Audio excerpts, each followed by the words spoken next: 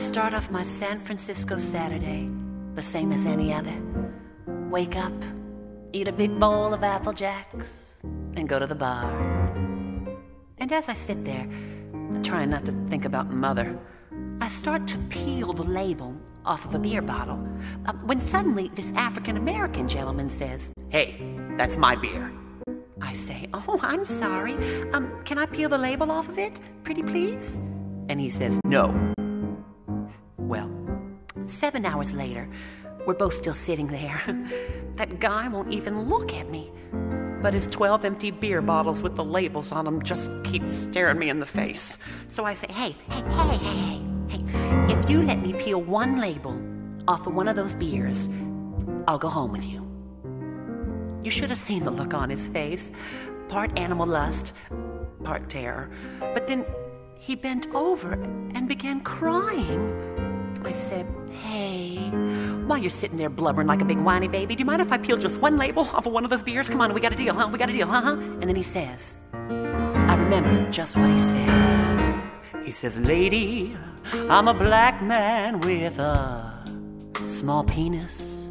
I can't be taking you home, knowing when we are alone, I'll see that familiar look in your eyes, that disappointment that you can't disguise, that I don't live up to your expectations of a black man."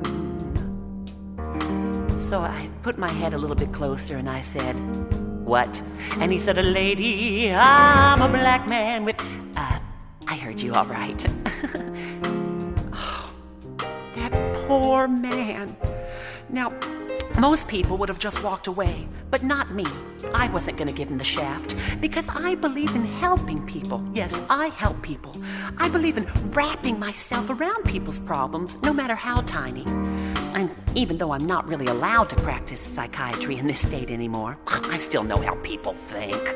So I decided to face his problem head on. And I told him about the very first time I ever came into this bar, how there was a man sitting in his very seat. And he let me peel the label off his beer. So I went home with Gus to return the favor. and when we got to Gus's place, he had the biggest apartment that I had ever seen. And after he made sweet, passionate love to me, he said he had to shower right away. Well, as he showered, I began to dream. And I dreamed that I was a beer bottle and that a man that looked like the wrestler Goldberg was peeling my label off slowly, leaving me naked. And then I felt him drink me. I felt my beer, my life juice, rushing out of me and going down Goldberg's throat. Well, in reality, Mr. Black Man, I was actually wetting the bed. And not even my bed this time. Well, Gus threw me out. I was shattered and naked, but I found a couple of garbage bags and got myself together and went back to the bar. Well, the next day, Gus came into the bar and he ignored me. And he stood around in a huddle of like 20 guys and they began pointing at me going, "Ew, ew." I knew what they were doing. So I decided that in order for this not to hurt me, in order for me not to be ashamed, well, I had to be the one to tell the entire world what had happened.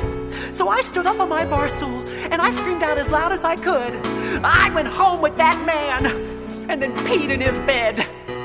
Well, everyone began laughing, but I knew they were laughing with me, not just at me. The joke was on me, on me. So you see, black man, do you see what I say? Black man, you're afraid. You're afraid of your tiny penis. It's a secret that you hide, and it's festering inside. You gotta tell the world, be proud, and shout it out. Then you won't live in fear of the world finding out. Be proud and live up to your own expectations of a black man. I grabbed my friend's shaking hand and we went running out into the street and I screamed, "Everybody, this black man, my friend here, my friend, well, he's got a small penis. He's not going to hide what other brothers hold with pride. He's breaking down stereotypical walls. You must admit that takes a lot of guts. Be proud, he's living up to his own expectations of a black man. I looked at my friend, and I could see the weight being lifted off his shoulders. And then he began screaming out his little secret, too. So then I screamed out, "Hey, everybody, I wetted John's bed." And then something magic occurs. The people on the street, they could see how we feel, and they started screaming out things, too. I sold my mother's wheelchair for crack. My wife doesn't know I'm a woman. I let a goat make love to me. I steal canned goods out of food drive bins. Oh, the freedom! Oh, the liberation! Oh! So I screamed out, "Hey, does anybody have a cigarette?"